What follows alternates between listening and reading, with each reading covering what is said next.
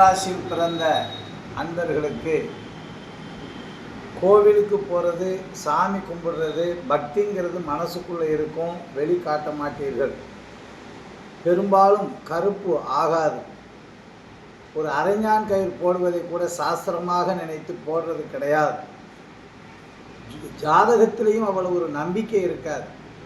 இருந்த போதிலும் உங்களுடைய தகப்பனாருக்கு கொஞ்சம் ஆகாது. சற்று விலகி வெளியூர் வெளியிடத்தில் இருந்து எப்போ நல்லா இருக்கீங்களான்னு மாதம் ஒரு தடவையோ வருஷம் ஒரு தடவையோ வந்து கேட்குற மாதிரி இருந்தால் அவருடைய ஆயுள் ஆரோக்கியம் அபிவிருத்தி உண்டாகும் தகப்பனாருக்கு.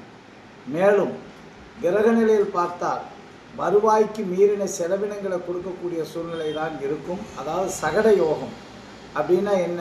6 மாதத்துக்கு காசு பணம் வருமானம் செல்லும் பொழியும், 3 மாதத்துக்கு போட்டு எடுத்துரும். ஏற்றம் இறக்கம் ஏற்றம் இறக்கம், இப்படித்தான் இந்த ஆண்டு உங்களுடைய காலம் போகக்கூடிய ஒரு சூழ்நிலை உள்ளது.